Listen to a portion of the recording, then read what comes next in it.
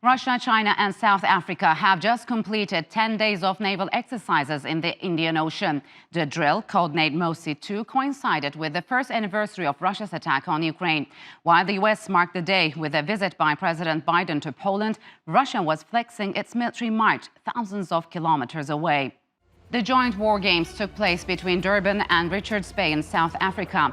They included anti-piracy, air defense, and helicopter landing exercises.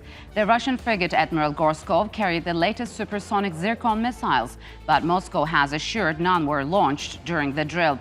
A South African frigate and 3 Chinese ships, including a destroyer, also took part. The 3 countries are members of BRICS, an acronym for 5 major emerging economies that also include Brazil and India. China's Ministry of National Defense said the drills would promote defense and security cooperation among BRICS members, while the Western diplomats have criticized South Africa, which has a neutral stance on the Russia-Ukraine conflict, for hosting the military exercise. But South Africa has said the war games had long been planned, and its Foreign Minister Naval Pandor stated that African nations should resist being held to a double standard. Russia, China, and South Africa previously held the Mosi I naval drills in Cape Town in 2019. South Africa sits alongside vital sea lanes of communication and has long been courted for its strategic location. And now for more on this, I'm joined from Singapore by James Dorsey. He is a senior fellow at Singapore's Middle East Institute, and David Hambling. He is an author and technology journalist who focuses on defense and military hardware. He's joining me from London. Gentlemen, welcome to Straight Talk. It's good to have you on the program. So, James, 1 year on since Russia's attack on Ukraine, South Africa, China, and Russia launched military exercises. Is there any significance to their timing? I don't think there's so much significance to the timing as such, as much more that it obviously demonstrates that Russia is not isolated. Mm-hmm. There's really very little political downside for any of the participants in this. And I think one would expect these kind of exercises, certainly on the Chinese part, maybe less so on the South African part, as much as one would expect similar exercises by NATO and others. Mm-hmm. So, David, what kind of a message did these exercises, you think, have sent to the international community, the NATO and the US? I think at this point, the Russian Navy needs to look good on the international stage because they've had such a disastrous showing in Ukraine. They had their flagship cruiser Moskva sunk. They had their base there attacked by Ukrainian drone boats. They need something that makes them look competent and capable on the high seas. And I think this exercise is just a way of showcasing what they can do. But James, why has South Africa's Navy joined these exercises, and with Russia, of course, and what was the strategic reasoning behind it? I would assume that the major motivation for the South Africans is the relationship with China rather than with Russia. There's not much political downside to this on the part of the South Africans. Sure, we may get some negative comments or criticism from NATO countries and from the United States, but effectively that is not going to make a real difference.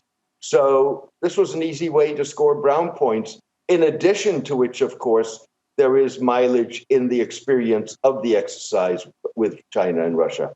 But James, the South African government has just recently expressed a desire to mediate in the Ukraine conflict as a neutral party. Has that hurt South Africa's neutrality in this conflict? Yeah, I don't think it matters. I think we've got to realize there is no basis for a mediation at this point. The best chance we may have, but even that I think is a low chance, is the Chinese initiative last week or earlier this week, where they put forward a proposal. I don't think that countries like South Africa, Saudi Arabia, the United Arab Emirates have any chance of successfully mediating. I mean, even a country like Turkey is finding that very difficult. So, David, prior to the exercises, Russia announced that hypersonic missile tests would not be carried out. Why are they important, and what would have happened if these missiles were tested? This is really a tragically missed opportunity for Russia. Hypersonic missiles are one technology area in which Russia does appear to be leading the world.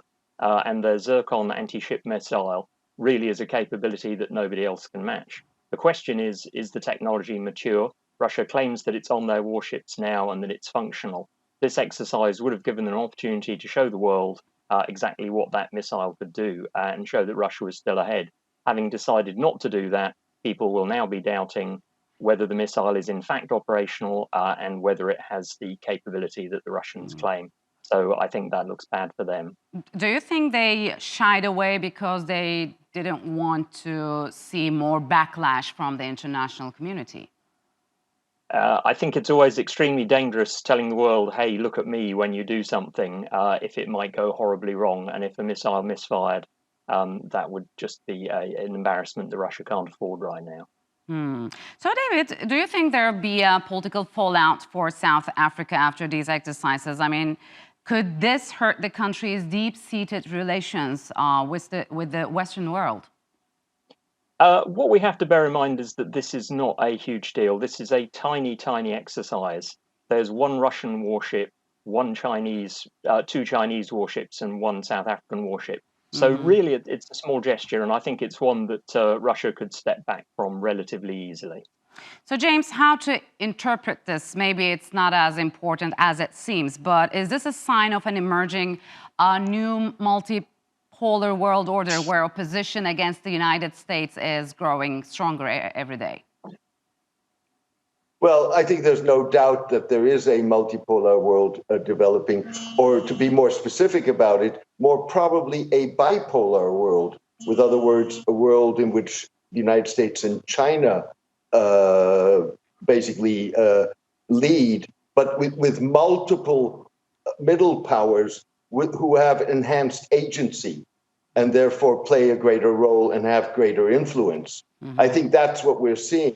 I don't know that this exercise is, it's symbolic of it, but that may be at the best.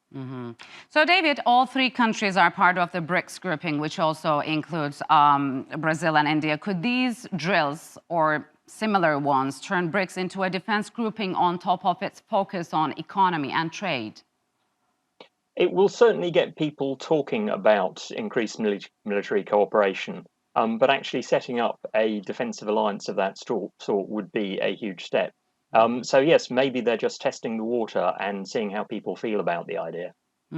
So, James, how would closer cooperation with Beijing and Moscow impact Pretoria's aspirations for the leadership of the African continent? Africa, by and large, has, or significant parts of Africa have abstained in the vote in the United Nations, with other words, in the condemnation of the Russian invasion of Ukraine. But at the same time, you're also seeing Russian advances in Africa, particularly in West Africa, where the French have been retreating. In fact, Macron, the French president, is at the moment visiting Africa to try and shore up relations. So in that sense, I don't think that is going to fundamentally affect South Africa's ambitions. If I can add one more thing to the issue of the defense capabilities or ambitions of BRICS, it's hard to see at this point that you would get an Indian-Chinese cooperation on defense. So, David, from an operational standpoint, what do these drills tell us about the interoperability of the three countries' military forces? It shows that they're taking an interest in being able to operate together.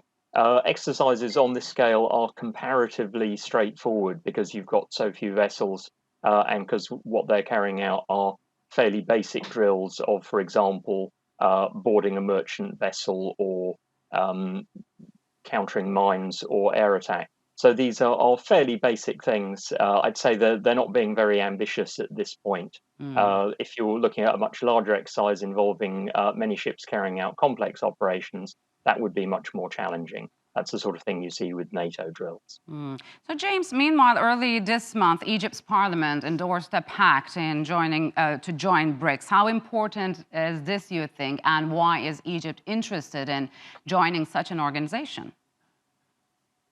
I think you're seeing various countries expressing interest in joining BRICS, so is Saudi Arabia, to the best of my knowledge. At this point, BRICS is not really a player.